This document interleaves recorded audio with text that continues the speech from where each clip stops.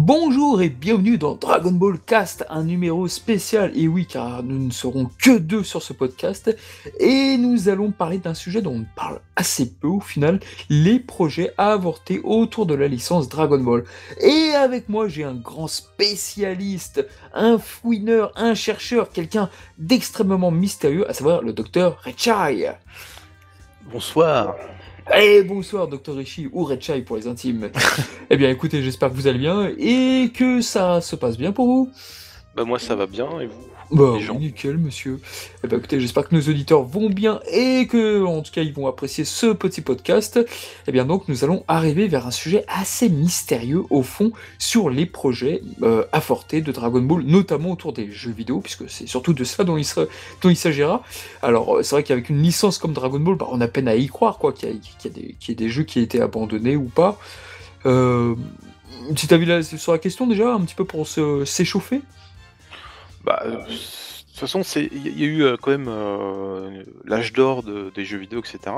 Au niveau de la franchise Dragon Ball. Mais après voilà il y a eu aussi les retours dans les années 2000 qui ont été peut-être pas concluants etc. Donc il y a certaines raisons comme ça. Et puis il y a des projets un petit peu obscurs qui ne sont pas sortis de chez Bandai. Ça se trouve il y a plein de trucs qu'on ne sait pas encore. Ouais, c'est vrai. C'est vrai que dans les années 2000, ça a sonné un peu le classe de fin, un petit peu la fin des jeux Dragon Ball, puisque, bah, effectivement, les jeux à licence, quand on avait de plus en plus une mauvaise réputation, ils avaient de plus en plus une mauvaise réputation. Bon, bien sûr, il y avait Ultraman sur Super Nintendo, Super Famicom, mais Dragon Ball, bah, au fur et à mesure que les jeux sortaient, les gens étaient un petit peu déçus, oui. Et exactement, ils étaient déçus. Et bah, de toute façon après, hein, c'est simple, vers la fin des années 90, bah, la licence a disparu, enfin, il y avait plus de support papier, plus de support animé, et cetera. Donc c'était compliqué de faire du contenu, sur Dragon Ball. Bon, il y avait encore GT qui tournait un petit peu, Bien mais sûr. faire des jeux, basés sur GT, c'était quand même un peu risqué, je pense.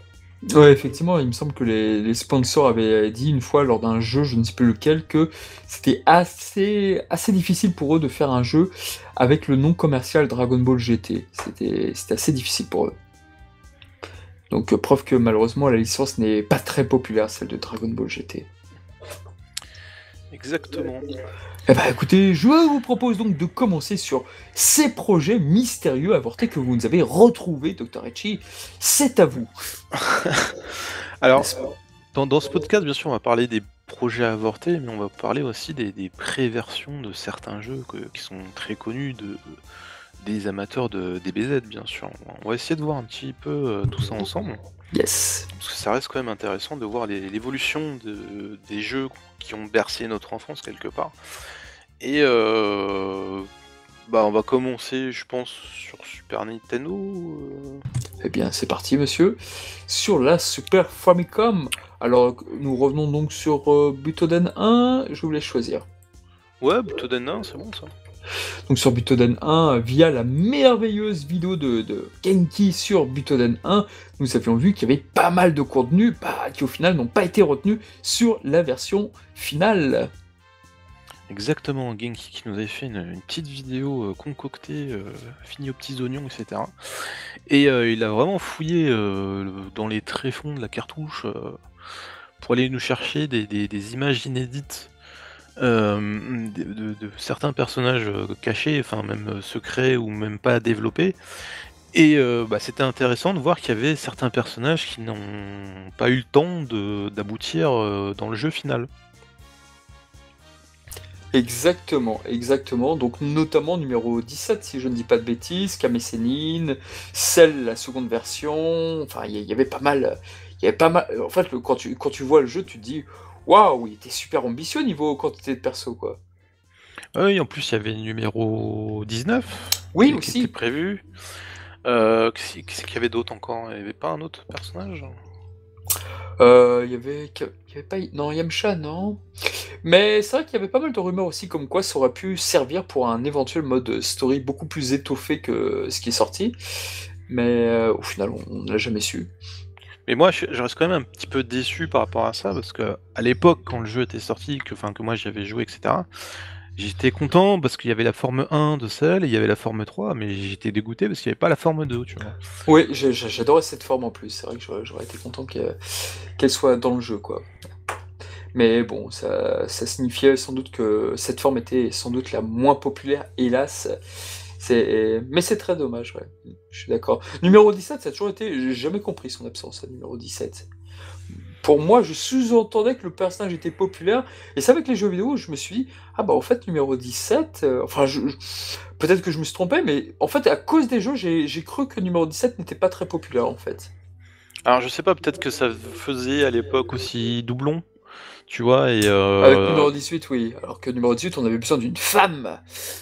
ah bah oui, parce que quand tu regardes les Super Butoden, tu as toujours au minimum une nana dans le cast. Oh bah ça, dans tous les jeux, c'était toujours comme ça, dans les jeux de baston. Quand tu vois Octonoken, t'as Mamiya en tant que personnage, en combattante, dans le jeu 2D, tu te dis, waouh, ils sont allés chercher loin pour trouver une femme. C'est sûr. Et donc pour les Super Butoden, tu avais numéro 18, bien évidemment, que ça coulait de source, hein. Ils auraient pu mettre Videl par exemple pour Butoden 3, ça aurait été assez innovant. J'aurais beaucoup aimé, bon, effectivement, faire des Kikoa, ça aurait été un petit peu difficile avec elle, certes, mais ouais, ça aurait été pas mal, effectivement. Mais ils auraient dû, je pense, changer tout le système de combat, ou du moins, enfin, tout du moins pour les Kikoa. Après voilà, il y avait Zanga dans DBZ2, Très bon choix. et ah oui, excellent choix, de toute façon. Moi j'adore ce personnage, hein, Zanga. Ah, ils l'ont vraiment popularisé, les jeux vidéo, alors que dans le film, finalement, on la voit très peu, ou surtout, elle parle très très peu, en plus, la seiyuu. Ouais, un petit peu quand même, mais bon, ça reste quand même assez limité. Bon, c'est un film quand même de 45-50 minutes. À mon avis, ils n'ont pas eu le temps de faire non plus tout ce qu'ils voulaient au niveau du film. Mais voilà, bon, ça c'est quand même une petite histoire au niveau du jeu. Donc Super Butoden 2, il n'y avait pas grand chose d'inédit, il me semble, hein. Oui, j'ai pas à souvenir qu'il y a eu beaucoup de choses d'inédit, parce que c'est vrai que Butoden 1, à la rigueur, on pouvait se dire, bon, bah, on n'a pas le temps de mettre tout ça, donc on va se restreindre, et Butoden 2, bah, ils ont compris, donc du coup, le jeu allait droit à l'essentiel, et c'est vrai qu'avec Butoden 3, où il y a eu finalement quelques petits secrets, et sachant que le jeu est sorti moins d'un an avant Butoden 2, bah, c'est vrai que ça a dû être compliqué, donc ils ont dû faire chemin arrière. Exactement. Et après, bon, bah, forcément, Butoden 3, déjà, bah, on est amené à se poser certaines questions, déjà, notamment au niveau du mode histoire. Il n'y a plus de mode histoire. Est-ce qu'ils ont eu le temps? Est-ce qu'ils n'ont pas eu le temps? Scandale! Qu'est-ce qui s'est passé? Est-ce que c'était parce que l'histoire n'était pas assez avancée au niveau du manga? Bah oui, c'est vrai que c'était assez compliqué là-dessus. Je pense qu'ils auraient pu faire un mode histoire, même dans le vaisseau de Babidi par exemple. Mais le problème, c'est qu'il n'y avait pas Pupi, il n'y avait pas Yakon, donc ça aurait été effectivement très compliqué. Donc au lieu de ça, nous avons de ce qui a disparu, en tout cas pour rester dans du contenu inédit, que nous avions Piccolo et Kuririn qui apparaissaient sur un des stages, euh, le stage de la prairie, enfin bon, euh, verdâtre quoi. Et effectivement, bah voilà, donc ça a été supprimé de la version originale. Je vais y arriver, je vais le temps de trouver mes mots. Alors, c'était uniquement Piccolo, il me semble, hein. Il n'y avait pas Ah, il n'y avait pas Kuririn. Kuririn? Ah, autant Non, pour non. moi, pardon. Et ça, en fait, ça a été retrouvé bah, en fouillant bien sûr dans la cartouche et L'action replay, je crois, c'était. avec l'action replay, etc. Voilà. Donc il y a un debug mode pareil, hein, comme dans. Il me semble qu'il y a un debug mode dans DBZ2 aussi, mais je suis pas sûr du tout. Je crois qu'il y en a pour tous, ouais. Il y avait un code action replay qui te permettait d'accéder au debug mode dans DBZ Super Butoden 1 Ok. et Butoden 3. Et via ce debug mode, bah, tu pouvais voir des moves inédits, notamment pour numéro 18 et Trunks du futur. Ah oui, on n'en a pas parlé, Butoden aussi, t'avais pas mal de moves inédits aussi. Oui, il y avait certaines Butoden 2, j'ai pas souvenir, mais effectivement, Butoden 3, oui, très clairement. mais voilà. Et puis tu avais bien sûr ce stage de la plaine avec Piccolo en pierre dans le décor, quoi. Et c'est dommage qu'il l'ait pas mis en espèce de variante ou Ah oui, ça coûtait rien de le mettre. où tu le mettais, tu sais, tu maintenais haut et puis tu validais le stage ou un truc comme ça, tu sais, Ouais, ça aurait été possible, ou même select, ou je sais pas. c'est très bizarre, oui, de l'avoir laissé. De même qu'ils auraient pu mettre, par exemple, l'espèce de hall là du vaisseau de Babidi, tu sais, quand ils descendent les couloirs, à chaque fois, quand ils reviennent sur le Tenkaichi Budokai, par exemple, tu as le truc du vaisseau de Babidi en bas, quoi, pour t'indiquer qu'ils sont encore dans le vaisseau. Enfin, mais ouais, ça, ils auraient pu le mettre sur les arènes, par exemple. Oui, ils auraient pu le mettre aussi, je pense. Ouais. Enfin, une espèce de petit bouchon, mais ouais. Le Donc, cerceau, ouais. ouais, le cerceau, ouais. Je sais pas comment on pourrait l'appeler ça. Mais en tout cas, oui, c'était une petite feature que j'aimais bien, ouais. Que j'aurais aimé avoir, en tout cas. Et c'est vrai que ça, ce que tu dis là, ils l'ont pas tellement exploité au niveau des jeux vidéo. Ah oui, ça, c'est une honte, ça. C'est le truc le plus jeu vidéo-esque, je sais pas, je parle plus français, autour de Dragon Ball, et ils l'ont jamais exploité. Ils sont jamais mis Pupi, ils ont jamais mis Yakon, sauf dans Dragon Ball Heroes. Enfin, j'ai toujours trouvé ça honteux, quoi. Et j'aurais même envie de te dire, la seule fois qu'ils ont à peu près essayé de s'en servir, c'était dans Shin Butoden sur Saturn, avec le décor. Ah oui, c'est vrai. Il y avait pas Budokai 2, Dragon Ball Z 2 aussi? Ou Budokai 2, il y avait pas un truc à un moment avec le vaisseau de Babidi? C'était dans l'un des Budokai, je me rappelle ce mode revenait. Ah, j'ai oublié, il me semble que c'est le 2 de souvenir, mais dans ou dans le Budokai, 3. dans Budokai 2, tu avais le mode Babidi, le vaisseau de Babidi. Ah, c'était ça alors, voilà. Mais bon, voilà, c'était surfait ça. Évidemment, t'avais pas Yakon et Pupi, mais voilà quoi. Oui, c'était bon. Après, ils ont pas non plus développé au niveau des décors, etc. C'est un peu dommage, c'est un peu dommage. Ouais, ça a toujours été une belle frustration, ça, en tout cas, Parce dans qu'en les jeux plus, vidéo. la saga de Majin Buu, c'est un peu la saga qui est sacrifiée, qui est pas exploitée à 100% à chaque fois. Ouais, elle est mal représentée, je suis d'accord. Et c'est un peu dommage parce que moi, c'est une saga que j'apprécie pas forcément. Et que si ça avait été mieux exploité dans les jeux vidéo, j'aurais peut-être beaucoup plus d'affect en fait pour cette saga, quoi. Bah, c'est vrai qu'elle va un peu dans tous les sens, la saga Babidi. Une partie sur le Tenkaichi Budokai, une partie avec donc dans le vaisseau où Goku affronte principalement Vegeta, et puis Dabra est devenu entre guillemets populaire, oui. Mais sinon, le reste, l'entre-deux, ouais, c'est vrai qu'il y a beaucoup de combats qui sont exploités. Même dans Dragon Ball Sparking Meteor, là, avec Popovich qui est là, oui, je crois que c'est le seul jeu où tu peux refaire le combat dans un jeu vidéo Videl versus Popovich, quoi, en fait. C'est malheureusement le seul, et c'est bien triste d'ailleurs. Oui. Mais voilà, donc en tout cas sur les petits contenus déjà inédits pour commencer doucement en guise d'apéritif. Et on va continuer. Après, ça va aller très vite, hein. On avait un jeu N64, on en a déjà parlé, hein, dans un précédent podcast. Mais c'est le moment de revenir justement longuement. Alors qu'est-ce que c'est que ce jeu 64? Alors, on a très très peu d'informations. Tout ce qu'on sait, c'est que ça faisait partie de l'extension euh, des disques, ou je sais pas quoi, je sais plus comment ça s'appelle, le disque, l'external disque que tu mettais en dessous de la Le console. DDR64 là? Ouais, voilà. Et c'était sur une des vidéos de Jesus, machin truc là, de Metal Jesus sur YouTube. Donc il avait récupéré justement un modèle américain de ce lecteur de disquette, cartouche, je sais pas comment on peut appeler ça. Et donc pour pouvoir faire fonctionner ce matériel, il avait besoin d'une cartouche, hein, qui se mettait justement dans le port cartouche pour pouvoir booter le lecteur de disquette, enfin de disque. Et il a réussi à faire ça, et il a réussi aussi à exploiter quels étaient. Enfin, il y avait une liste de jeux qui apparaissait dedans, et on a pu voir justement qu'il y avait un Butoden qui était prévu sur N64. Un, un, C'est cer- dingue. un certain DBZ Block Butoden, voilà, tout simplement. Block Butoden. Block Waouh. Butoden, voilà. Et C'est dingue pas. on a Pardon, vas-y. très très peu d'informations là-dessus. On n'a pas d'image, tout ce qu'on a, c'est un Le nom dans titre. une liste, voilà.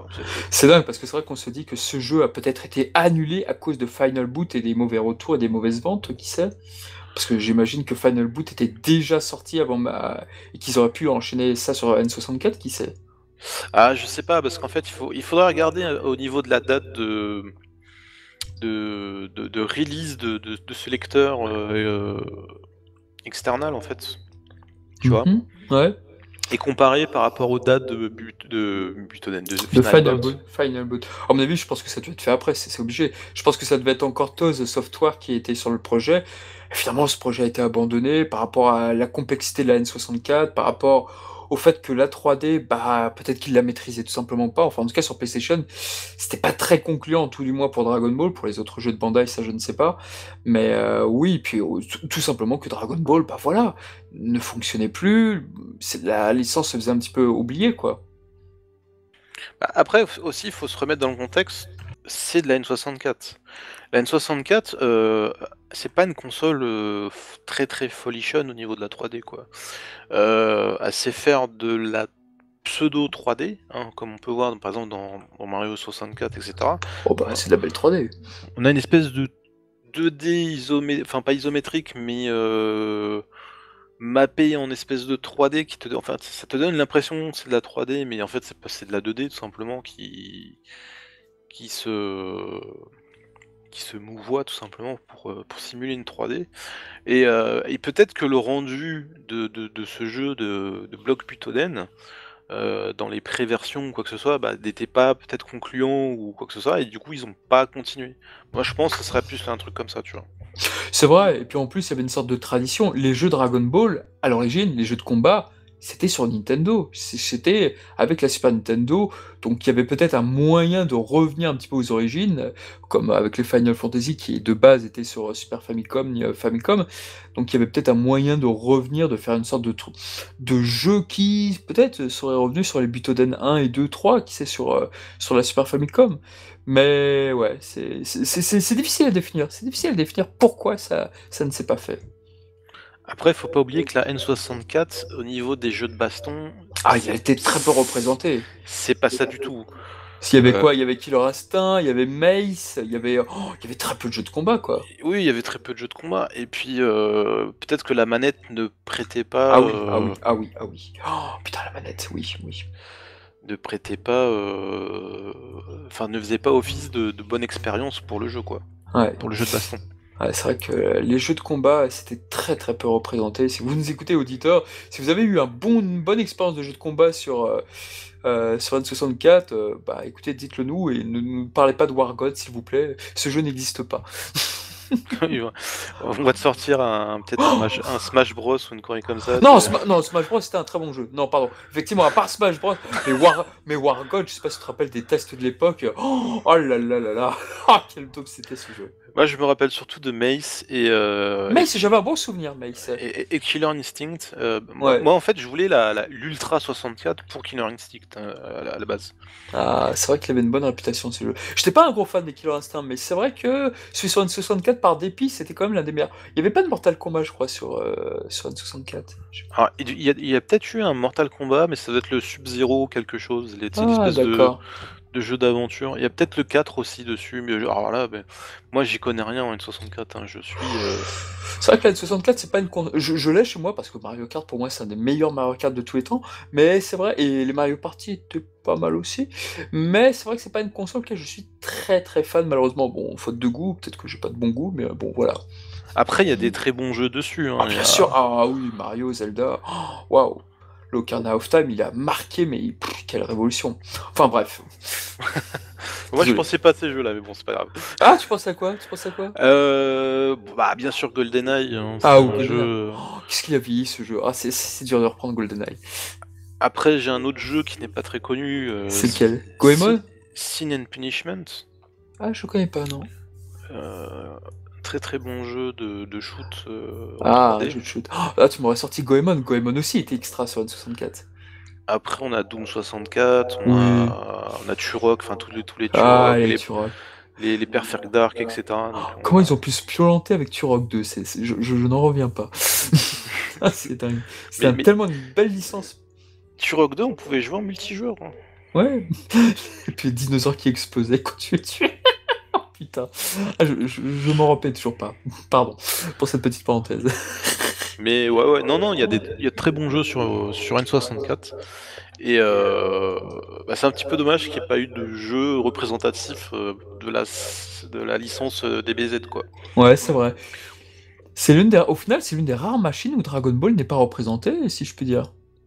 Alors, moi, ce que je dis, c'est que si une console n'a pas de jeu DBZ dessus, Ah c'est une ah. console qui est vouée à l'échec.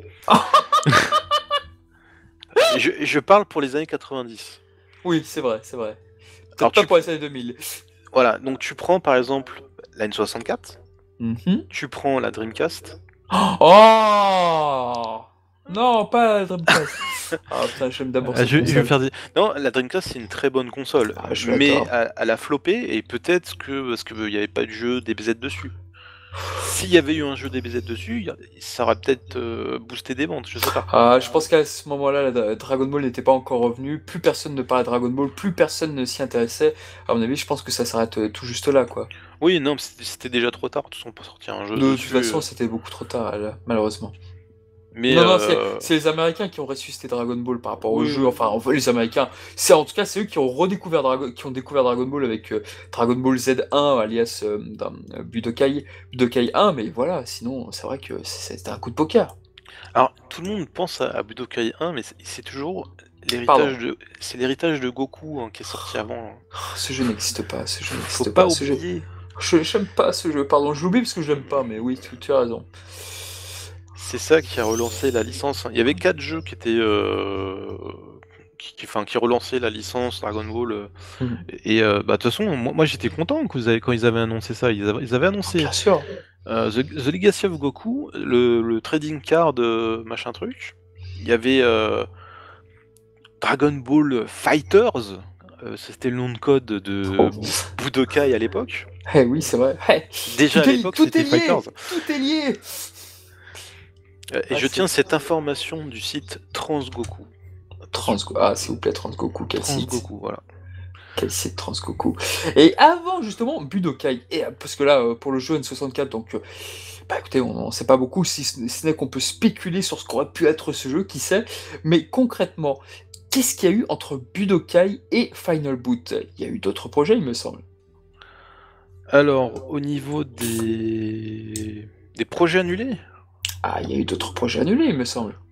Alors, oui, bien sûr, on a eu la 3DO. Ah, la 3DO.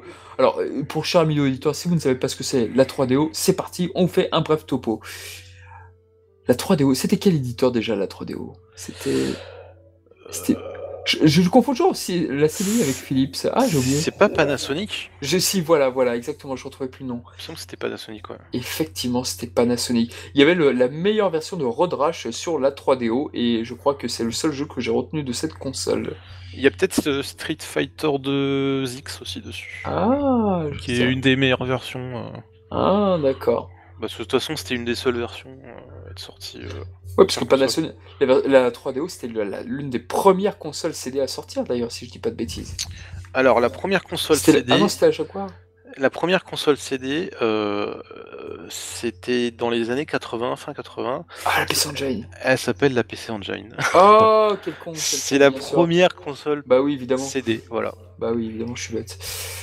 Je suis bête, j'ai trop avancé. Mais oui, effectivement, donc il y avait de la 3DO. Et donc la 3DO, bah, on avait un excellent dossier de Joypad. Dans cet excellent dossier de Joypad, eh bien, on nous avait annoncé justement ce jeu très mystérieux de la 3DO. Voilà, qui s'appelait Dragon Ball Z Cell to Kogekida. Voilà, je vais y arriver. Voilà. Et qui était annoncé pour 94. Et c'était Dragon Ball Z Kinect avant l'heure, si je ne dis pas de bêtises, non? Alors moi, je vais pas te dire oui, parce que j'ai très peu d'informations dessus. Tout ce qu'on sait, c'est qu'il y a des cellulos qui appartiennent au jeu qui ont été retrouvés Ouais. par certains fans et qui ont été achetés d'ailleurs. Qui ont été partagés notamment sur Twitter, etc. Après, tout ce qu'on sait, c'est qu'il y a des joueurs lors de conventions de présentation du jeu, etc., qui ont participé, enfin qui ont joué au jeu, qui ont pu essayer, etc. Et voilà, on a très très peu d'informations après sur ce jeu. On sait que ça se passe au niveau du cell game. Oui. Et voilà, très très peu d'informations. Bien sûr, c'est un jeu qui fait fantasmer les fans, Ah bah, complètement. comme Genki, hein. Genki, tu lui dis j'ai trouvé le CD 3DO, il te l'achète tout de suite, hein. Ah là là là là. Je sais que ce jeu, c'est vrai qu'on l'a découvert un petit peu en même temps que l'autre jeu d'arcade là, avec le boss inédit, comment il s'appelle? VR, VS? VRVS, voilà, avec VR, Ozotto, hein.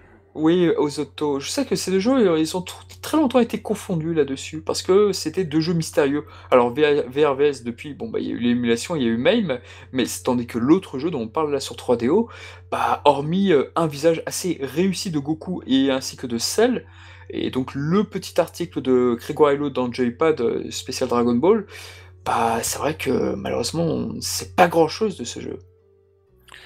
Exactement. Après, donc, faut rappeler que ce jeu c'était par Bandai et VRVS c'était Banpresto, Oui, comme tous les jeux d'arcade qui le- sortaient à l'époque, hein. tout à fait. Donc le Dragon Ball Z1, il y avait le Super Battle 2, et qui était réalisé par Banpresto. Donc il faut bien faire la différence. Exactement. Après, au niveau de ce jeu 3DO, il me semble qu'il y avait des CD de présentation qui étaient disponibles, enfin qui sont trouvables à peu près, enfin difficilement trouvables on va dire. Il faudrait demander à Genki, il me semble qu'il en a un. Quelle classe. De présentation. Alors pas le jeu, hein, bien sûr, sinon ce serait trop facile. Oui, j'entends bien, j'entends bien. Mais il me semble qu'il a quelques trucs là-dessus, hein. Après c'est pas énorme non plus quoi. C'est pas énorme parce que vraiment, c'est un jeu qui, au final, a été annulé, mais peut-être était-il trop ambitieux, qui sait? Mais il me semble que Sega était derrière, quoi, qu'il y avait quelque chose qu'il y avait la firme Sega derrière, mais peut-être que c'est mes souvenirs qui me font défaut. Alors là, je sais pas, aucune idée. En tout cas, il y avait un jeu d'arcade où Sega devait développer un jeu Dragon Ball, mais alors là, lequel? Je ne sais pas. Ah, c'est possible. Après, on a une espèce de démo technique. Alors, je vais pas dire Kinect, mais est-ce que tu te rappelles du bodypad? Est-ce que ça dit Le quelque chose? bodypad, c'est quoi déjà ça? Le bodypad, c'était un accessoire qui se vendait à l'époque, au début des années 2000, pour la console PS2 et qui te permettait par exemple, de jouer à Tekken en bougeant les bras, etc. Tu vois? Ah! Et il y avait un jeu qui était, alors je sais pas si on peut dire prévu sur Saturn ou quoi que ce soit, mais il y avait une démonstration où tu voyais justement. Là, je me demande d'ailleurs si c'est pas le producteur de DBZ, de Ultimate Battle 22, je sais plus comment il s'appelle, Daisuke? Ah oui, oui, je crois que c'est Daisuke, tout à fait, Daisuke, mais, ouais. mais c'était pas ce jeu-là avec des mouvements, c'était pas sur 3DO qui devait le faire justement? Parce que c'est vrai que ça y ressemblait pas mal, puisque tu voyais un gars en train de mimer un Kamehameha justement à l'Inde. Non, non, parce que c'était vraiment un environnement 3D. Et D'accord. tu voyais mimer le Kamehameha, etc. Et c'était un truc en 3D. Alors que le jeu 3DO, c'était de la 2D. C'était vraiment de la 2D animée, etc. quoi. Enfin, animé, on sait pas, hein. Ouais, non, On ouais, l'a parce pas vu tourner, on l'a quoi. pas vu bouger, oui, donc forcément c'est un peu difficile. Ok, mais c'est vrai que ça me parle effectivement un jeu avec la réalité virtuelle déjà annoncée, ouais. Mais peut-être que je confondais avec le jeu 3DO. Comme vous voyez là, cher ami auditeur, c'est super difficile de s'y retrouver sur ces jeux bien mystérieux que voilà.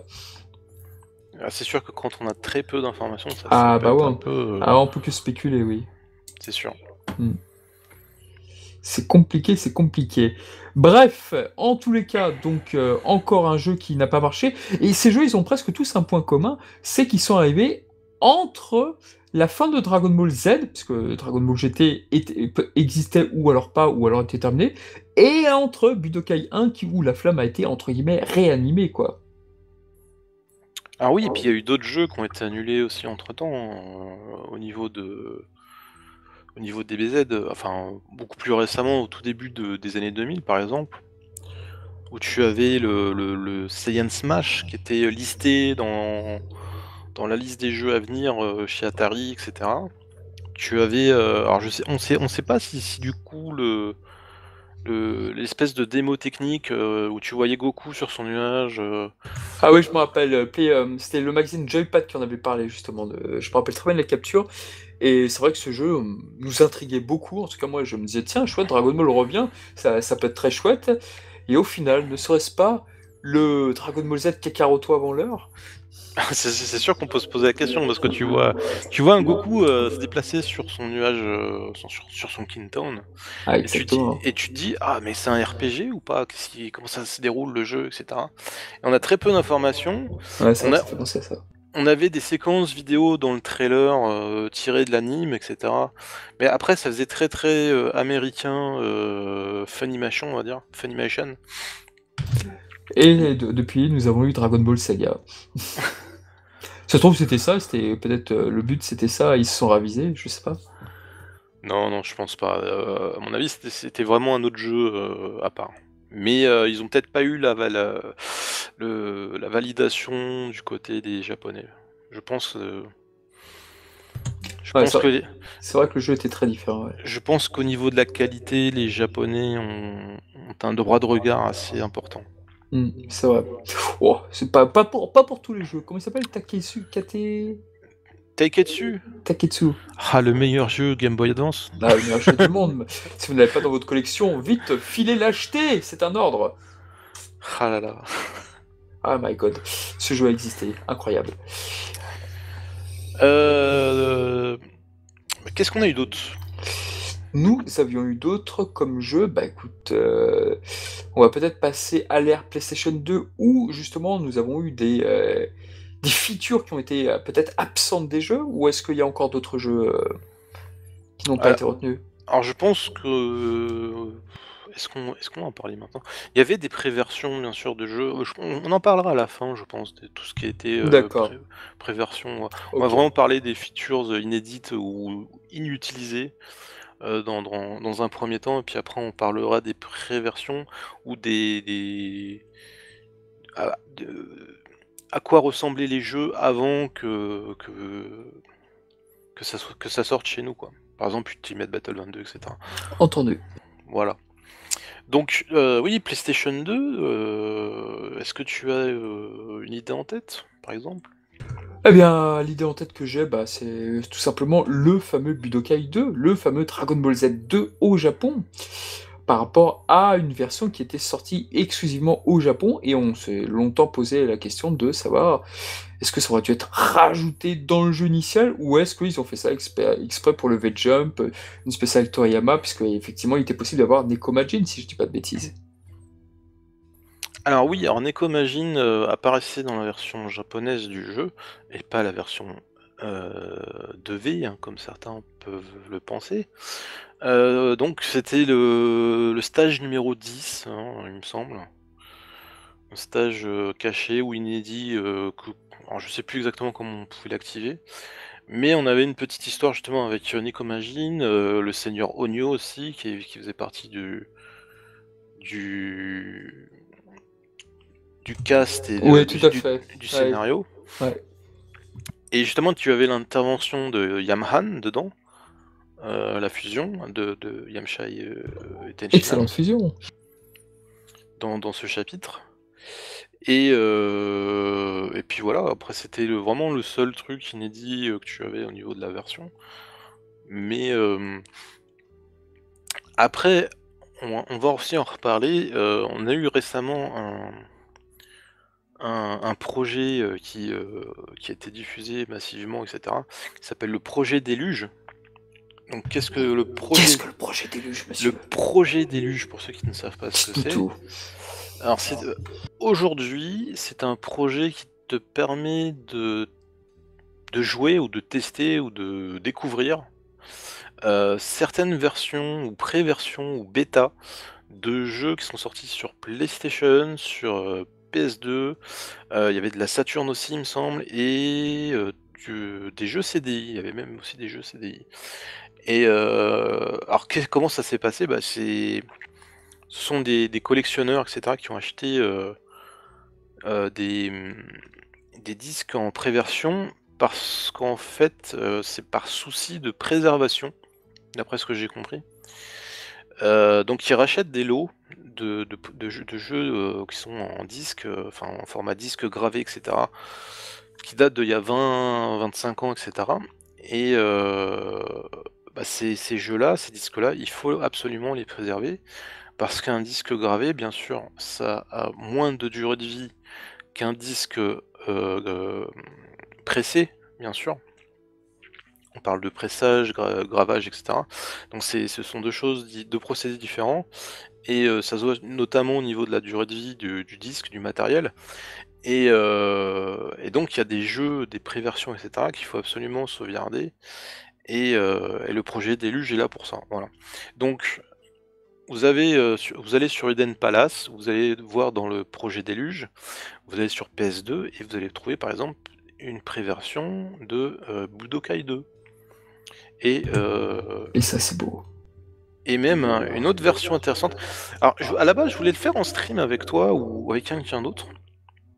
Mais je vais en parler, je vais en profiter, je vais en parler dans ce cast, dans ce podcast. Alors, allez-y, monsieur.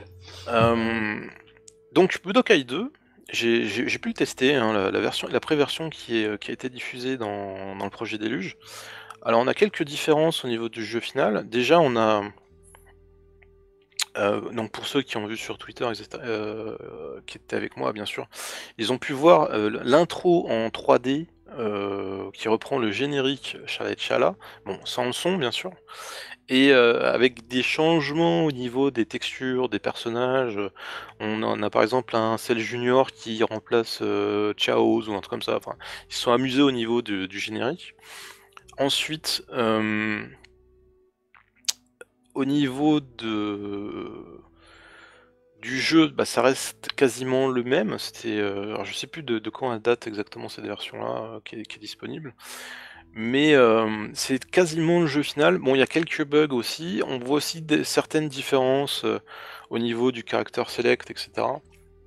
Notamment, on voit beaucoup plus le modèle 3D du personnage. D'accord. Et on avait aussi le fameux code sur PS2 qui te permettait de débloquer toutes les capsules, pardon. Oh, il y avait ça. Ou ça n'a pas été retenu, ça. Ça a été retenu dans la version finale PS2. Il y avait ce code-là sur PS2. Il y avait un code et ça a été trouvé très très très très tôt sur PS2. Oh, bah dis donc. Donc, bah, le code c'est quoi? C'est tout simple, hein. En fait, tu vas dans le mode capsule. Il faut que tu aies au moins un peu d'argent pour acheter une capsule. Et en fait, bah, je crois que c'est Lunch, je sais plus si c'est Lunch ou c'est Bulma dans le 2. Il me semble que c'est Lunch, de mémoire. Et donc tu vas dans le mode skill edit, machin, etc. Tu restes appuyé sur le bouton L2 et tu ressors, tu re-rentres, tu ressors, tu rentres, tu ressors, etc. Tout en maintenant L2. Et tu vas voir, le pourcentage de capsules, il va augmenter. Il va augmenter petit à petit, et vers la fin, bien sûr, après, vers la fin, il faut le faire énormément de fois parce que tu as un ratio de chance, etc., pour avoir le 100%, etc. Mais tu peux avoir le 100% de capsules grâce à ce code, sans faire le mode histoire, rien du tout. C'est génial. Ce qui fait que tu auras toutes les capsules percées, tous les décors, etc., assez facilement, assez rapidement avec ce code-là. Et la particularité qu'il y a avec ce code, justement, c'est que tu dois avoir un petit peu d'argent, donc faire peut-être un tournoi avant, histoire d'avoir un petit peu d'argent. Et quand tu as 100% grâce à ce code, tu achètes une capsule, et quand tu achètes une capsule, en fait, ça va sauvegarder. Le jeu va sauvegarder que tu as 100%. Et après, voilà, c'est la fête. Eh bah bravo. Bah voilà, une petite astuce. 20 ans après sur ce jeu, profitez-en. Ah mais moi c'était un code qui avait été découvert dès la sortie du jeu, que j'avais trouvé sur internet, etc. à l'époque. Mais c'était pas très très clair. On savait que c'était avec les 4 boutons. Mais moi je peux vous le dire aujourd'hui, il faut juste maintenir le bouton L2 et rentrer, ressortir, etc. Alors il faut savoir aussi que ce code ne fonctionne pas sur GameCube. Voilà. C'est la particularité. Les salauds, ils ont compris. Était-ce vraiment un code ou était-ce un bug? Allez savoir. Ah, je sais pas. Après, il n'y a pas le même nombre de boutons sur GameCube au niveau de la manette, hein. Ouais, c'est vrai que ça peut vouloir dire pas mal de choses, oui. Ah là là, ces codes. Voilà. Après, bien sûr, on avait Alors, il y avait quoi? C'était Budokai Tenkaichi 2 et Budokai Tenkaichi 3 en version disponible sur le projet Déluge. Au niveau de la version du 2, j'ai rien noté de spécial. Bon, je sais plus si c'est une pré-version ou si c'est une version quasi finale, mais j'ai pas totalement testé la version de Budokai Tenkaichi 2. Moi, ce qui m'intéressait le plus, c'était vraiment la version de Budokai Tenkaichi 3 qui était disponible. Parce qu'en fait, c'était tout simplement exactement le même disque, la même version qui avait été proposée à Japan Expo, alors je sais plus, je crois peut-être en 2007. Ah, les fameux disques que tu avais dans les bornes de démo là chez Voilà. Bandai Namco. Ah, excellent. Donc ça, c'était le fameux disque que tu avais donc sur le stand Atari, Bandai Namco, je sais plus exactement, quand tu allais à Japan Expo. Et en plus, c'était une première, c'était la première mondiale. Tu pouvais jouer au jeu avant tout le monde à Japan Expo. En plus, en plus. Alors moi, j'ai quand même une petite anecdote sur cette version-là en particulier, parce que dans un premier temps, c'est une version, enfin, c'était le jeu où tu voyais pour la première fois Goku en tenue de garde droite, et moi j'avais fait des vidéos. J'avais fait des vidéos à l'époque, ça avait tourné sur internet, etc. Donc on pouvait voir un petit peu des vidéos du jeu, etc. Et concernant cette démo, il y a un moment, alors, il faut savoir que c'était présenté d'une certaine façon. En fait, on avait 4 écrans disponibles d'un côté, 4 écrans de l'autre, et il me semble qu'il y avait encore une autre rangée de 8 écrans disponibles pour jouer au jeu, quoi. Donc ça faisait 16 postes Ah ouais. de jeux disponibles au niveau de Budokai Tenkaichi 3, il me semble, hein, de mémoire. Mmh. Et j'avais remarqué un truc à l'époque, c'est que tu avais uniquement le player 1 de disponible. Mhm. Et je me suis dit, à l'époque, parce que je squattais déjà un petit peu tout ce qui était bêta, etc., je me disais, ah, s'ils ont pas mis le pad 2, c'est parce qu'avec le pad 2, tu dois peut-être avoir accès en faisant une manip comme Select ou les 4 boutons du haut au debug mode. Et je me suis dit, c'est peut-être pour ça qu'ils ont pas mis Ah. de version de joueur en fait. Et en fait, eh bien non, pas du tout, c'est pas du tout ça. C'était vraiment une version jouable uniquement à un joueur. Il n'y avait pas de debug mode, etc. Et ça, je l'ai su uniquement il y a quelques mois, tu vois. Oh bah alors, dis donc. Et il faut savoir aussi un truc, c'est Ah. qu'à Japan Expo, Mhm. je suis allé voir un moment l'un des mecs qui était sur le stand Mhm. de chez Bandai Namco, et je vais le voir comme ça, ou vraiment au culot, tu vois, je lui fais mais mais dites-moi, vous faites quoi des disques après, vous les rendez à Bandai ou vous les donnez aux mecs? Qu'est-ce que vous en faites, tu vois? Mais vraiment en mode, je vais les récupérer, toi, si t'en veux pas. Et le mec il me répond, Ouais. non, non, on doit les rendre et tout, c'est pas à nous, voilà quoi. Donc non. Non, non, ça doit repartir au Japon, à mon avis, ça. Ouais, je pense aussi. Mais tu Ouais, vois, j'avais quand même essayé, tu vois, dans le doute, parce que pour moi, tu sais, ça faisait partie d'une pré-version du jeu, et moi, ça m'intéressait en tant que collectionneur, tu vois. Ah Donc non, ça intéresse beaucoup de personnes aujourd'hui, ça, en plus. et donc j'y suis allé au culot, je lui ai demandé, etc. Bon, il m'a dit non, bah je comprends, tu vois, hein, c'est logique. Mais aujourd'hui, je peux y jouer à ta version que tu n'as pas voulu me donner, tu vois. Ça, c'est génial. Ça, c'est Ça, c'est génial de génial. retrouver ces versions-là. Non, Et c'est voilà. vrai. C'est depuis un souvenir, en plus, t'avais des limitations, t'avais des trucs. C'est comme Butoden 1, là, qui était sorti, là, la version démo, entre guillemets, qui vaut a priori assez cher, je crois, d'ailleurs. Alors ouais, oui, la fameuse cartouche preview Oui. ou sample, je crois que c'est une version sample, qui est en fait une cartouche enfin publicitaire ou promotionnelle de Butoden 1 et qui est limitée à un certain nombre d'exemplaires et qui aujourd'hui est coté aux alentours de 200-250 euros minimum, sachant que c'était une cote il y a 10 ans à peu près. Maintenant ça a peut-être doublé, Ah ouais, ça doit avoir bien doublé, là, effectivement. peut-être triplé, j'en ai aucune idée, quoi. C'est assez difficile de pouvoir dire de combien cette cartouche coûte aujourd'hui. À part les possesseurs qui ont mis la main dessus, et encore c'était il y a plusieurs années, maintenant ça reste assez difficile de mettre la main dessus, quoi. Ah oui, Notamment pour cette carte de complètement. jeu. Ah, c'est un fantasme de beaucoup de fans, ça, aujourd'hui, effectivement. Mais ça, après, c'est un peu comme les versions, tu sais, que tu peux obtenir, les versions presse, tu vois? Je sais pas si tu vois? Oui, les versions pas. J'en avais eu. Je crois que je l'ai encore celle pour Raging Blast 2, ouais, tout à fait. Ouais, je crois que j'ai encore ma version de presse. Bon, en même temps, après, c'est le même jeu, j'ai envie de dire. C'est juste la boîte qui est différente. Et moins bien imprimée en plus. Donc, bon. Donc, finalement, bon, les versions. En tout cas, les versions de presse PlayStation 2 et les versions. Enfin, pas PlayStation 2, pardon. Il y a PS3 à 360. Oui, si tu peux avoir le jeu original, c'est peut-être même pas plus mal. Enfin bon. Bah oui. Ouais. Donc c'est tellement c'est la même chose quoi. Mais voilà quoi. Donc en tout cas sur ces petits rajouts. Bah, c'est surtout sur ces versions et on espère peut-être un jour, avoir d'autres versions de jeux, comme ça, hein, c'est pourquoi pas, hein. Ah ça ne Moi j mange pas de pain. moi j'attends, tu sais les premiers, tu sais, on avait les premiers screens de Budokai à l'époque. Oui c'est vrai, je me rappelle. Et sur ces screens, tu avais une espèce enfin de pas de watermark, mais t'avais un texte à l'écran qui s'affichait, Mhm. dans un coin, je sais plus exactement où. Et moi, c'est cette version-là de Budokai 1 que j'aimerais mettre la main dessus, un de ces jours, si c'est possible. Ah bonne chance. Ah, c'est vrai qu'il y a pas mal de versions qui faisaient bien rêver et bien fantasmer. Budokai 1, comme on était tous hypés à l'époque. Et je pense que la presse d'ailleurs française n'a pas trop compris d'ailleurs, j'ai envie de dire quoi.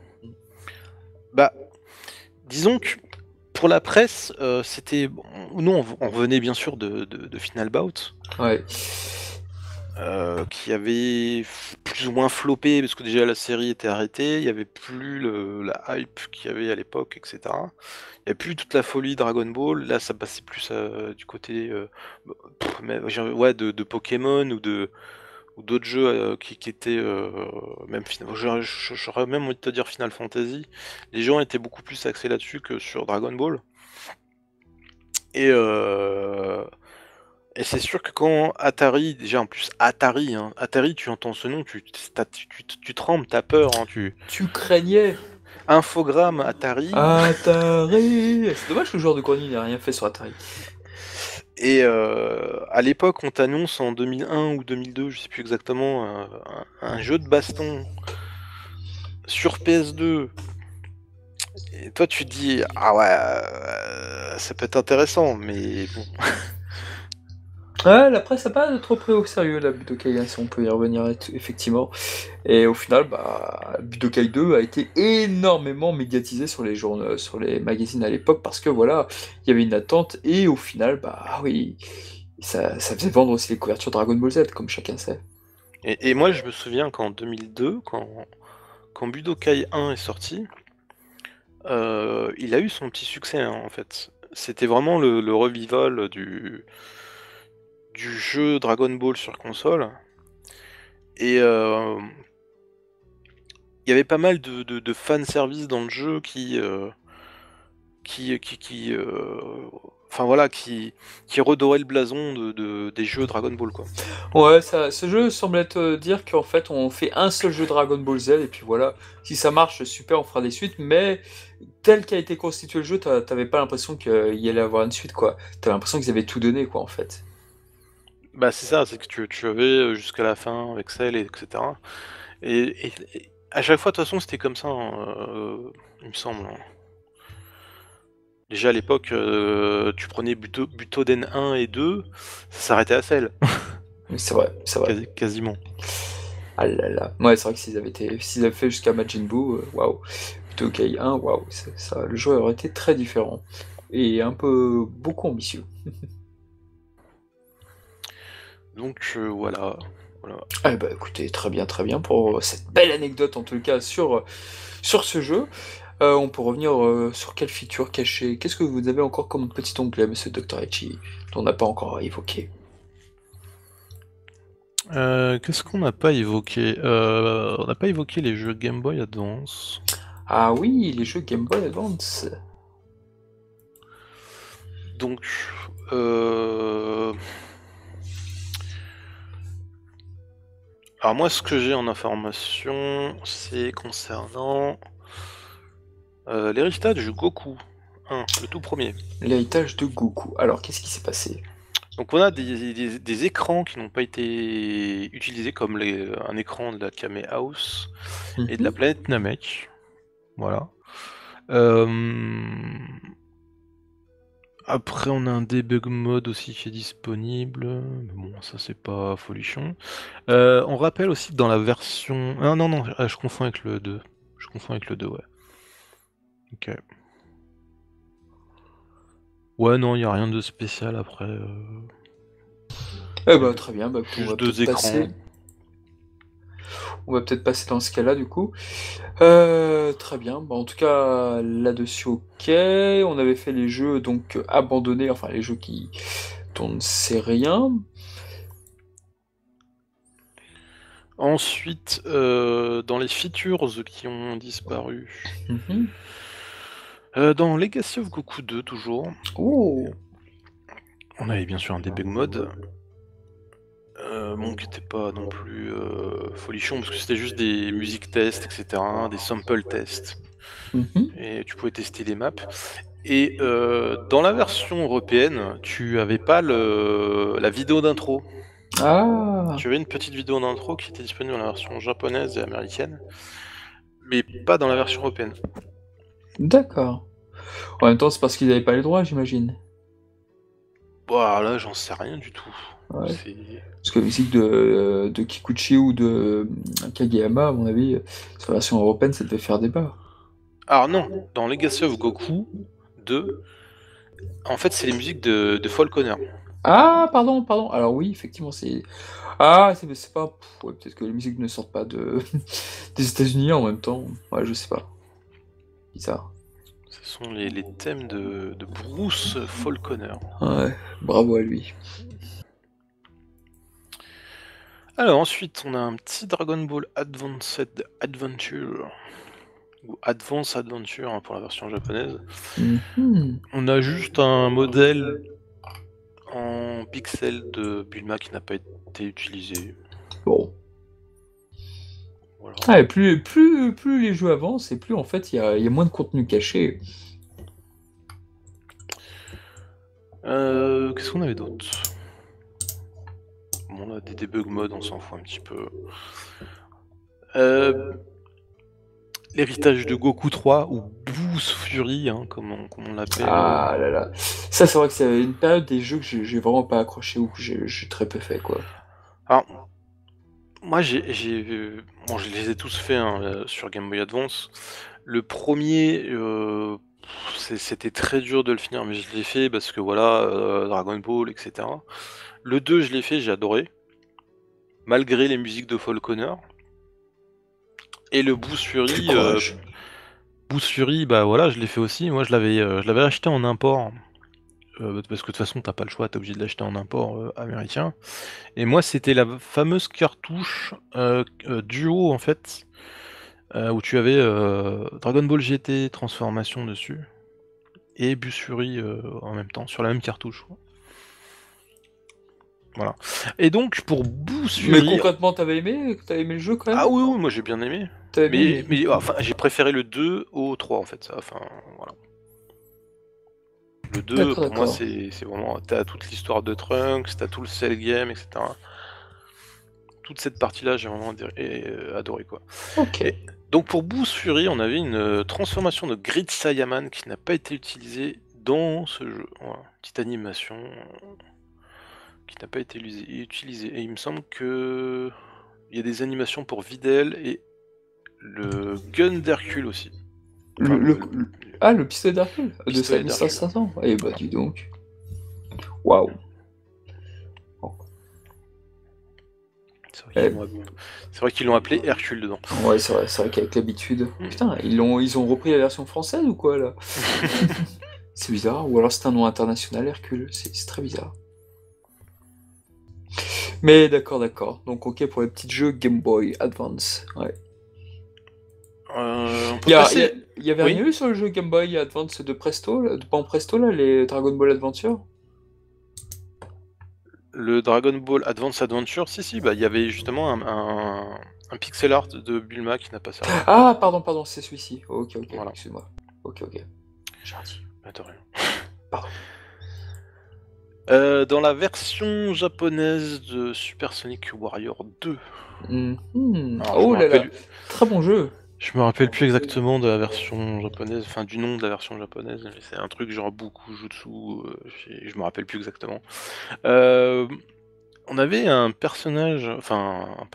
support caché, qui n'est autre que Neko Majin. Neko Majin, justement, ce personnage est toujours caché. Oui, il était disponible dans la version japonaise uniquement. Oh, punaise, c'est génial. Et je sais plus, je crois qu'il fallait finir tous les combats et il fallait faire un code pour le sélectionner après. Oh là là, ça me rappelle les codes avec Street Fighter 2 pour avoir Gookie et compagnie. Mais c'est ça, je sais plus, je crois que c'est Oba ou gauche droite après, et après faut appuyer sur Start et puis il apparaît quoi. Il y a un truc à faire comme ça, enfin vous verrez, il y a des sites assez complets là-dessus. Mais avant, il faut que faut vraiment que tu fasses tous les combats, etc. Il y a tout un truc à faire avant quoi. Oh, en plus j'imagine qu'il doit être long le jeu. Pour moi, ça se fait quand même. Et je me rappelle, parce que moi j'avais acheté les deux versions, version française et version japonaise, et je me suis dit, oh, bon, je vais essayer en version française, on sait jamais, tu vois. Et bah non, il y est pas. Tu sais, il est peut-être caché, on sait Oh le con, jamais. ils l'ont zappé sur la version Putain, française. ils l'ont vraiment pas mis dans la version française, quoi. Les salauds.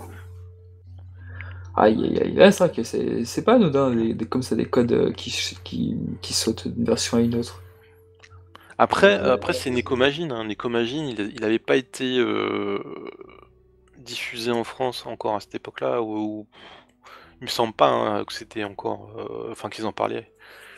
Ouais, c'est vrai que c'était assez secret. Neko Majin, c'était vraiment un personnage assez mystérieux à l'époque, quand on n'avait pas encore lu le manga sorti par Glénat, et c'était bien dommage, quoi. Ouais. Qu'est-ce qu'on a d'autre après? Je vois pas trop, parce que sur PSP on n'a pas grand-chose encore. Non, PSP, malheureusement. La première Game Boy non plus, j'avais pas l'impression d'ailleurs, puisqu'on en est sur les portables, j'ai pas l'impression qu'il y a eu de jeux entre guillemets annulés ou quoi que ce soit, ou de features qui a été annulées ou abandonnées. Bah après, les seuls jeux qu'on avait sur Game Boy, c'était Goku Ishuden et Goku Gekituden. On avait le jeu Game Boy Color, le Super Saiyan, je sais plus, le guerrier, je sais plus comment il s'appelle, l'espèce de RPG en Game Boy Color. Hein. Ah oui, je vois vaguement où est-ce que c'était. Je me rappelle plus. Mais oui, c'est vrai que, en tout cas, sur tous ces jeux Dragon Ball, il y avait quel autre jeu qui aurait pu être modifié, qui aurait pu être qui pourrait être entre guillemets charcuté? Moi, je pense qu'on les a tous faits là. Ouais, je pense aussi. Ouais. Eh bah écoutez, une fois n'est pas coutume, nous avons été trop vite pour ce podcast, mais nous avons tenu 1 heure avec tous ces jeux. Alors effectivement, on a un petit peu pagayé, comme vous avez pu l'entendre, parce que voilà, c'est vrai que comme c'est assez mystérieux pour ces jeux abandonnés, donc il fallait qu'on revienne également quand même sur pas mal de choses qui ont été modifiées entre versions, parce que voilà, sinon on n'aurait pas pu faire le podcast sans et tout, parce que le podcast aurait fait 20 minutes avec les quelques jeux abandonnés, d'autant qu'aujourd'hui, la plupart ne sont pas encore résolus. C'est sûr. Après, moi, ce que je vous propose, c'est donc à la fin de la vidéo, pendant le générique, vous allez découvrir des différences entre les jeux qui sont sortis dans le commerce, comme par exemple les jeux Playdia, les jeux PlayStation, etc. Ah, les jeux Playdia, oui, tout à fait, on n'en a pas parlé de jeux Playdia. Oui, on n'en a pas parlé, mais bon, il n'y a pas grand chose à dire non plus, à part que la C'est Playdia, l'interface. au tout début, ça s'appelait la BAX. La BAX, ah oui, c'est vrai. Et que l'interface avait changé du début du développement du jeu Playdia jusqu'à la version finale, quoi. Ils avaient amélioré un petit peu la version graphique des boutons, des touches, etc. Ouais, je me rappelle, je crois que c'était dans console plus Joypad et... Non, c'était Player One, je dis une bêtise. C'était dans Player One où tu avais justement, en fait, l'ancienne interface du jeu Playdia avant que les touches ne soient remodifiées. Exactement. Après, bon, tu avais d'autres jeux comme Ultimate Battle 22, DBZ Legend. Et DBZ Legend, on en a pas parlé, tiens. Ah ah! Sur Sega Saturn. Oui, mais pas que. Ah! Sur PlayStation. Sur PlayStation surtout, ouais. Alors, qu'est-ce que vous voulez nous dire dessus? Parce que le jeu est sorti donc sur Saturn, on est d'accord, mais il est sorti Ouais. sur PlayStation aussi. Oui. Mais il est sorti sur Saturn en version française. Avec son fameux chargement, tout à fait. Chargement, ouais. Et apparemment, la version PlayStation était prévue en Europe. Oui, effectivement, elle était annulée au dernier moment pour des problèmes de planning, je crois. C'est possible. Et on était énormément à attendre cette version, qui n'a jamais vu le jour. Donc effectivement, on peut dire que ce jeu a été abandonné, encore une fois. Un projet avorté. C'est très dommage, parce que le jeu avait plutôt bonne réputation. Et il s'était sorti en même temps que, comment il s'appelle, le quatrième jeu de combat sur Super Famicom. Hyper Dimension. Hyper Dimension, ouais, exactement. Ils étaient sortis presque en même temps dans la foulée, et bon, c'est très étrange qu'un simple planning, pourquoi il s'est pas reporté, mais au final, la PlayStation a eu Final Boot en compensation, enfin, en compensation, ouais. Mais après, il y a peut-être encore des préversions qui sont dans les locaux de Bandai, je sais pas, peut-être que un jour ça va être déterré, pourquoi pas, hein. Et là, on apprendra que la version PlayStation était encore nettement meilleure. Non, Alors je pense. peut-être pas dans les locaux de Bandai France, mais je sais pas, peut-être une version pâle quasi finie à 70% ou 80% peut-être. Peut-être qu'elle existe cette version. Ouais, c'est vrai qu'ils auraient pu. C'est vrai qu'ils auraient pu. Bon, après, il y a la version japonaise de la PlayStation, évidemment pour ça, avec ses spécificités, puisque les attaques sont différentes entre la version PlayStation et la version Saturn. Ah, les attaques, oui, mais c'est surtout aussi les effets 3D, etc. On a Ouais, quand les même, effets de lumière, ouais, tout à fait. on a quand même une console, bon, la Saturn qui vaut ce qu'elle vaut, qui essaye de faire bien sûr tout ce qu'elle peut au niveau de la transparence, au niveau de, etc. Et puis on a à côté la PlayStation qui est beaucoup plus à l'aise avec la 3D. Mais quand tu regardes le Genki Dama en 3D, tu dis c'est quoi cette boule à facettes quoi? Qu'est-ce qu'ils ont fait quoi? Qu'est-ce qui s'est passé? Ouais, c'est vrai que bon. Et c'est vrai que pour beaucoup, la version Saturn est supérieure à la version Ah, c'est PlayStation. vrai que j'ai fait les deux, et c'est vrai que je suis resté très longtemps sur la version Saturn. Ouais. C'est sûr. Ouais. Enfin, j'ai encore la version Saturn, mais en Jap. Je n'ai plus la version PAL que j'avais, qui vaut une fortune maintenant. Et c'est bien dommage. Crétin de moi. Après, bien sûr, on avait des écrans, des écrans de sélection de Ultimate Battle 22 qu'on pouvait voir dans certains magazines, etc. Alors, est-ce que c'était une borne d'arcade annexe? Enfin, moi, personnellement, j'ai jamais su exactement définir d'où sortaient ces images. Ouais, c'est vrai que c'était toujours la version démo qui était souvent publiée dans les magazines de japonais, là, genre Famitsu et compagnie. Mais c'est vrai que ça restait assez mystérieux, quoi, dans l'ensemble. Mais en tout cas, voilà. Donc, en tout cas, pour les jeux abandonnés et pour également les features voilà, qu'on a pu retrouver dans les jeux qui ont été modifiés parce que, bah, écoutez, des fois pour des raisons obscures, surtout, moi, ce qui m'a toujours intrigué, c'était pour Butoden 1 et 3, je crois parce que c'est peut-être les jeux que je connaissais le plus, j'ai envie de dire, quoi. Mais oui, c'est vrai que c'était vraiment dommage, toutes ces suppressions de jeux. Bah, c'est sûr que pour Butoden 3, tu te dis mais pourquoi il n'y a pas de mode histoire? Ouais. C'est pas normal, tu vois. Ouais, non, c'est vrai que ça dénote que le jeu, il a vraiment été réalisé dans l'urgence, quoi. Et ce qui est intéressant avec les jeux annulés, c'est que ça a vraiment été fait à une période où la technologie pouvait peut-être suivre, mais bah, la licence de Dragon Ball était amoindrie. La licence du jeu était amoindrie, et que je pense que pas mal de jeux à licence, sans doute Butoden 3, et les RPG sur Super Famicom qui ne s'étaient pas très bien vendus, j'ai oublié leur nom là. Le premier s'était bien vendu, le Super Saiyan Densetsu, que j'aime beaucoup d'ailleurs, que j'ai refait il y a pas longtemps. Mais la trilogie, d'ailleurs, il devait prévoir. Bah oui, on l'a pas dit d'ailleurs, mais je suis con. Mais oui, ah punaise! Les Gokuden? Les Gokuden, le dernier n'est jamais sorti. Oui. Et effectivement, ouais, c'est bien, on reprend sur nos pattes. On retombe sur nos pattes, et d'ailleurs on n'a pas parlé de Hyperdimension version PAL, qui n'avait pas de mode Ah! histoire aussi. Eh bah, écoutez, c'est le moment, monsieur, nous vous écoutons. Eh bien, le mode histoire de Hyperdimension a été tronqué de la version PAL, voilà, c'est tout. Mais tout le monde le sait, ça.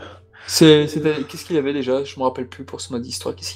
Alors, dans la version japonaise, Un mode arcade, je crois, c'est ça? tu avais un mode d'histoire qui reprenait bah, en fait du combat Piccolo contre Frieza jusqu'à la fin avec Majin Buu pur, avec le Genki Dama, etc. Et après, en bonus, en combat bonus, tu avais 3 combats avec Kulilin qui intervenait avec les Zenzu, etc. Il me semble. Enfin, je me rappelle plus exactement. Mais tu avais trois combats supplémentaires pour avoir la vraie fin du jeu. Voilà. Et D'accord. tout ce mode histoire-là est passé à la trappe en version PAL. Ouais, pour des raisons mystérieuses, comme d'habitude. Voilà, voilà. Salaud! Ah, ils ont peut-être eu la flemme de traduire. Oh, les écrans de texte. Ah bah oui, oh mon dieu, Ultimate Battle 22, on a oublié de le dire. Oh là là là là, mon dieu. Qu'on est nul. Ultimate Battle 22, bah évidemment, on parle de traduction. On peut parler aussi des présentations des personnages. Et oui. Et oui, parce qu'il y avait une rumeur très intéressante comme quoi le jeu aurait pu être doublé en français. Et qu'au dernier moment, eh bien, ça ne s'est pas fait. Ah, ça, j'étais pas au courant de ça. Je sais pas si c'est Patrick Borg qui l'avait dit ou si c'est une autre personne qui avait dit qu'il avait été approché pour une traduction de jeu et au final, bah voilà, au dernier moment, ça ne s'est pas fait. Et par rapport aux dates, par rapport à ce qu'il disait, ça semblait concorder avec l'arrivée d'Ultimate Battle 22. Après, c'était peut-être des BZ Legends. Étant donné que Ultimate Battle 22, tous les trucs où ils se parlent sont zappés, ça pourrait être ça, ou alors c'est tout simplement qu'ils ont eu la flemme de traduire donc chaque dialogue. En même temps, ils traduisaient pas nécessairement les dialogues. Par exemple, dans Dragon Ball Legends sur Saturn, aucun des dialogues quand les personnages parlaient était traduit, donc ils pouvaient très bien faire sans. Donc c'est pour ça que cette théorie est restée. Enfin, dans Legends, je parle plutôt des prologues, en fait, de chapitres. Tu avais, tu sais, la voix de Caillou qui te présentait Ah oui, l'arc, tu vois. c'était en off dans la version PAL, je crois. Dans la Il n'y avait version, pas de voix, il y avait pas de voix dans la version PAL. dans la version PAL Saturn, il y avait rien du tout, il y avait pas de voix. Ouais, c'est bien ce qui me semblait, ouais. Ouais, ouais, ouais. Et donc on parlait de quoi avant Ultimate Battle On 22? parlait de la trilogie la trilogie, et bien sûr, de RPG sur Super Famicom. Oui, voilà. Donc le dernier qui n'a pas pu aboutir parce que apparemment, bah, c'est ce que disent les passionnés, les puristes, c'est que cette licence ne s'est pas très bien vendue, enfin cette série de jeux d'RPG. Alors, les RPG, de toute façon, enfin, je sais même pas si on peut appeler ça des RPG, parce que c'est plus des visual novels qu'autre chose, quasiment, quoi. Enfin oui, sur la partie des textes, des cases, ok, ça faisait très visual novel, mais par contre, quand tu faisais les combats dans ce jeu-là, oui, par contre, c'était vraiment très typé RPG, avec des points, des HP, et de l'énergie. Et je me rappelle que ce qui était dur à ce jeu, c'est qu'il fallait reproduire à l'identique les attaques du manga, et ce qui fait que moi j'étais bloqué, j'avais un Tenshinhan contre Goku, Goku contre Tenshinhan, bah j'avançais pas parce que Tenshinhan il avait 0,1 point de HP à la fin, mais il fallait que j'utilise la bonne technique, et comme le jeu était en japonais, bah je savais pas du tout quoi faire quoi. Et c'est vrai que le découpage des jeux faisait en sorte que tu avais un tiers, un tiers, un tiers, en fait, Ah oui, de l'œuvre originale, en ah fait. oui, ça allait très loin pour le coup, ça allait très très loin, et moi j'étais pas fan du système de case par case où les personnages se battaient en case pour les combats où tu ne participais pas, je n'aimais pas du tout ça, mais oui, j'ai pas vu beaucoup de fans de ces jeux, je dois le reconnaître. J'aimais bien les covers de la Super Famicom, je crois que j'en ai un d'ailleurs pour cette raison, mais sinon j'étais pas spécialement fan de ça, et aujourd'hui c'est un peu des jeux qu'on a un peu oubliés, j'ai envie de dire. Mais après, c'est des jeux qui, comme tu dis, bah, ils sont pas sortis en français. C'est des jeux qui, à l'époque, coûtaient très cher. C'était quasiment le double d'un jeu DBZ Butoden 2, par exemple, ou 3. Et enfin, tu avais à peu près 200 francs de plus à mettre dedans pour de l'import. Si tu n'avais pas d'adaptateur, fallait en plus investir dans un adaptateur. C'était assez compliqué, quoi. Mais en plus, Hmm. c'était vraiment cher, quoi, pour Non, l'époque. non, c'est vrai, si t'avais pas l'adaptateur AD29, si t'avais pas. Puis en plus, c'est vrai, par contre, ces jeux, ils ont fait le bonheur des magazines, Console Plus, Player One, parce que c'est vrai qu'on les voyait en couverture, et puis finalement, après une page de test, oui, le jeu était moyen, mais bon, c'était pas. Au final, c'était vraiment des jeux qui ont fait le bonheur de la presse, mais le reste, aujourd'hui, tout le monde a oublié ces deux jeux, et le troisième, beaucoup ne sont pas vraiment pleins, manifestés pour dire que ah, c'est dommage qu'il n'y ait pas eu de troisième. Mais après, ce qui était bien, c'est que c'était au niveau de certains sprites où c'était beau. Oui, les sprites étaient sympas pendant les combats, je suis d'accord. Mais après, la représentation des personnages avec une espèce d'image qui se déplace, etc., pour faire des mouvements, c'était pas forcément. Oh non, moi, Immer- je trouvais ça trop kitsch, moi, je c'est- pouvais pas. C'était pas immersif, quoi. Et à la limite, toi, comme tu dis, le premier RPG qui était sorti, bah voilà, c'était un vrai RPG. Bon, c'était un remake des deux premiers Tout à fait. Famicom, mais c'était vraiment un RPG. Tu avais la Ah, il notion était savoureux. de level up et de recherche d'items, etc., d'affrontement de boss, etc. Et ouais, ouais, c'est sûr que ça c'était un vrai RPG, quoi. Ah, il m'a beaucoup marqué ce jeu. C'est vrai que quand je l'ai refait, c'était vraiment très agréable. Autant il était un peu lent, donc j'avais un peu sur émulation mis le jeu rapidement. Parce que c'est vrai que je touche plus vraiment à ce Super Famicom, parce que j'ai le jeu original, mais je touche plus vraiment à Super Nintendo, parce que bon voilà, elle est un peu vieille et tout. Mais c'est vrai que ce jeu, ouais, m'avait énormément marqué. Puis en plus, t'avais les forces de combat qui étaient pas déconnantes en plus, qui étaient plutôt crédibles. Donc t'avais pas mal de trucs intéressants dans le jeu, pas mal de features. Et puis surtout, l'idée de génie, c'est que tu pouvais garder les terriens sur Namek, quoi. Ils étaient là si tu étais assez bon pour ne pas les faire tuer par Nappa. Et rien que ça, c'était juste génial. Et bien voilà, en tout cas, pour ce petit podcast sur effectivement donc les jeux abandonnés, les features et quelques-unes de nos réflexions effectivement sur les jeux donc PlayStation entre voilà l'arrêt des jeux Dragon Ball et ce qui est venu de la licence. Mais de toute façon, je pense que voilà, comme l'a dit Dr. Eshi, je pense qu'on refera un podcast autour des jeux voilà des mal aimés parce que je pense qu'il y a à dire, il y a des jeux à défendre. Et puis voilà, bah écoutez, on espère que vous allez bien et que vous avez passé un bon moment. Et puis on se dit à très bientôt.